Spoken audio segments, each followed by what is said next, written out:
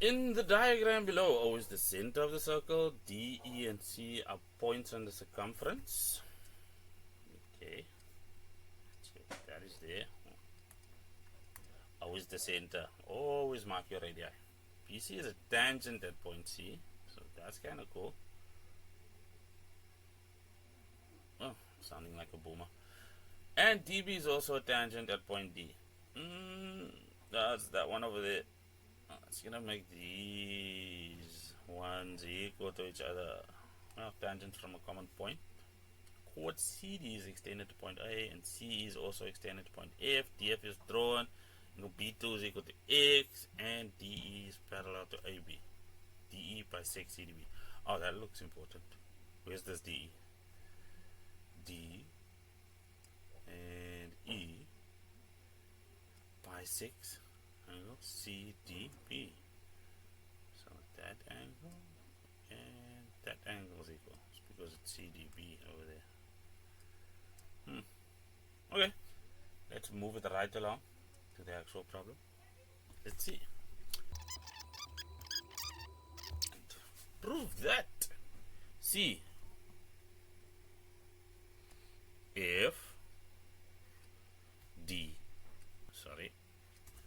prove that CDFB is a cyclic quadrilateral. Well, so now that we have our sights set on the correct cyclic quad, let me just bring that back. It disappeared due to editing.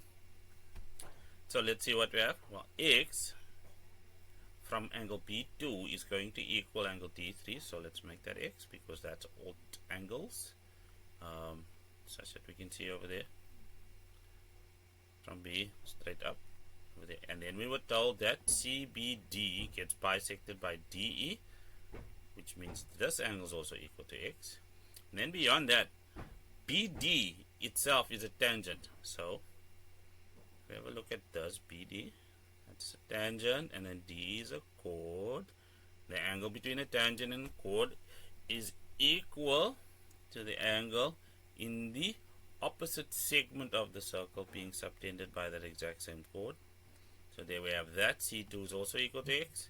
And that's going to mean we have angles in the same segment, which is going to make CDFB the cyclic quadrilateral we must prove it to be.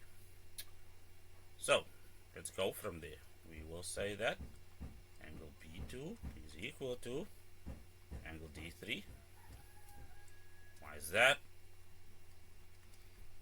Alt angles, and then DE is parallel to AB. From there, D3 is equal to angle D4. Well, DE bisects CDB. Not that we needed that, but okay, there it is. We can say that angle C2 is also equal to angle D3. So this just became extra. We just fattened up the solution. Let me just finish this.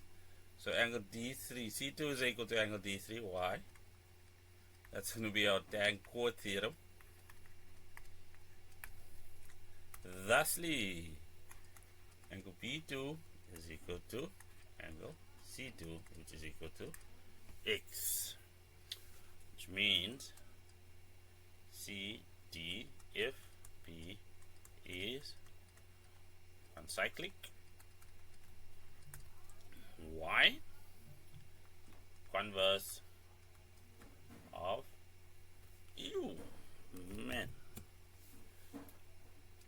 converse of angles in the same segment. That is as simple as that is going to get ever, I think.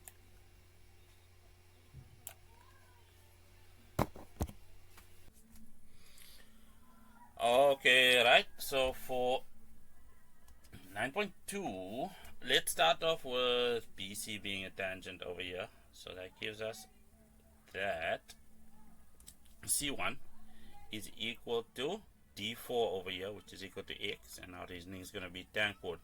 Now that bit's important because D4 is also equal to angle A, which is equal to X. So once we have got that established, we are on our way to ensuring that we can prove that triangle ADF is similar to triangle CBF. So let's just take care of that quickly. So we are going to say that angle C1 is equal to angle D4, which is equal to X, and that's just going to be as a consequence of the tan chord theorem. Then we can say that that exact same angle D4 is equal to angle A, which is also equal to X, and that's just going to be correspondence over there. So corresponding angles, and that is with DE parallel to AB. Therefore, angle C1 is equal to angle A is equal to X.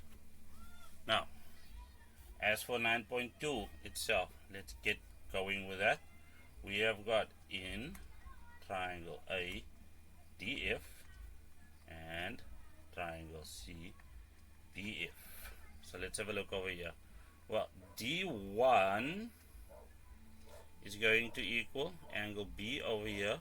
Why? Because we have proven that CDFB is a cyclic quadrilateral. So we are now going to use that fact. So angle D1 is equal to angle B, because that's the external angle of a cyclic quadrilateral.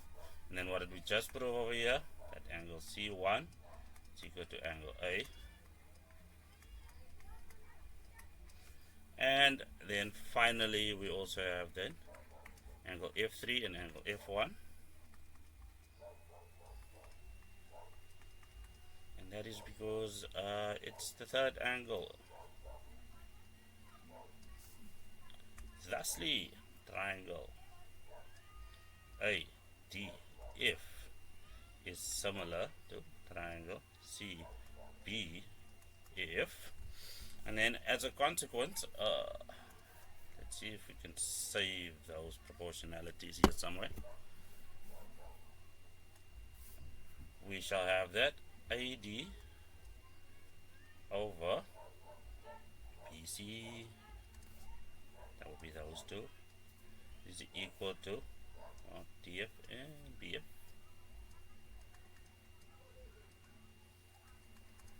And that would be equal to AF and CF.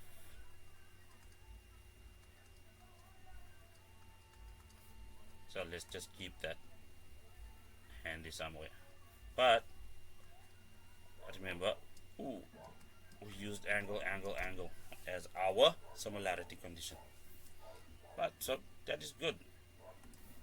Let's clean up again.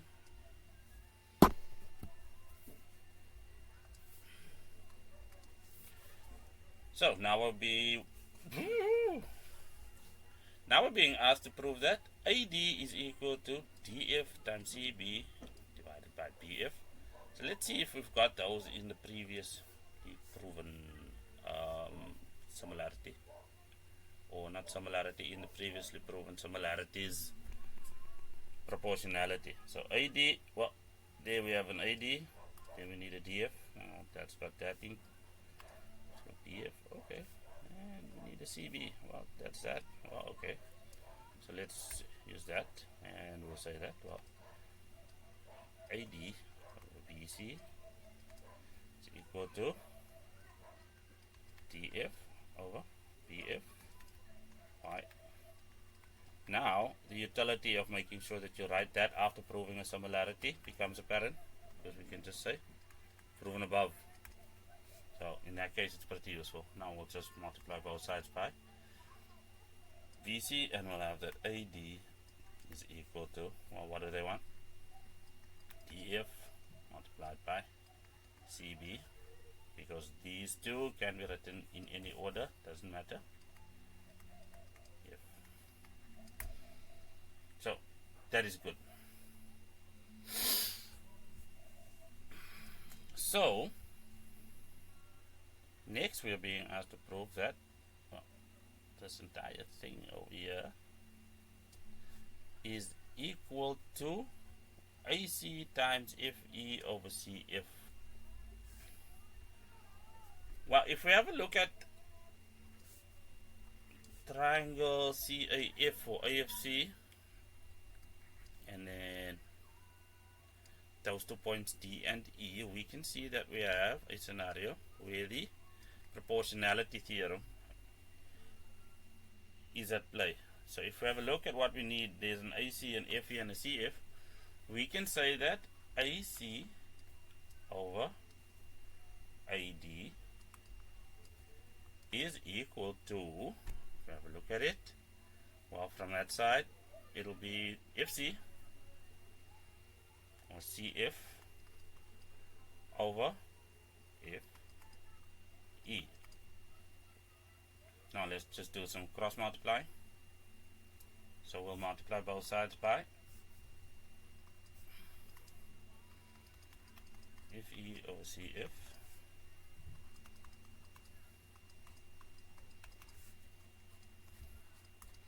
So we'll have 1. That'll give us that AC times FE.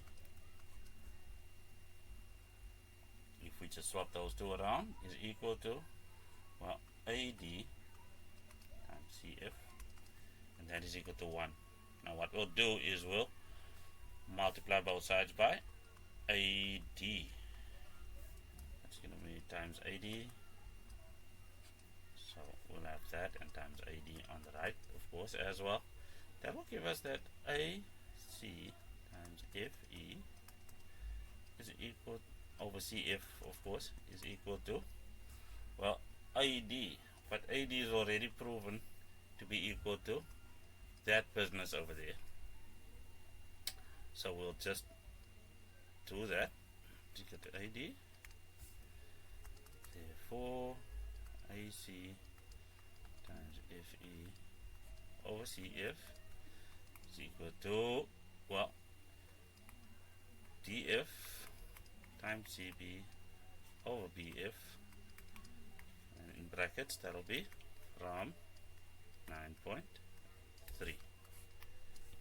And that's how we take something that looks that complicated and simplify it to that. I'll grant everyone that that is not easy, but it is simple once we understand what we are doing. What's the link between how we are asked to handle similarity and proportionality, because they both tend to try and take the complexity from triangles.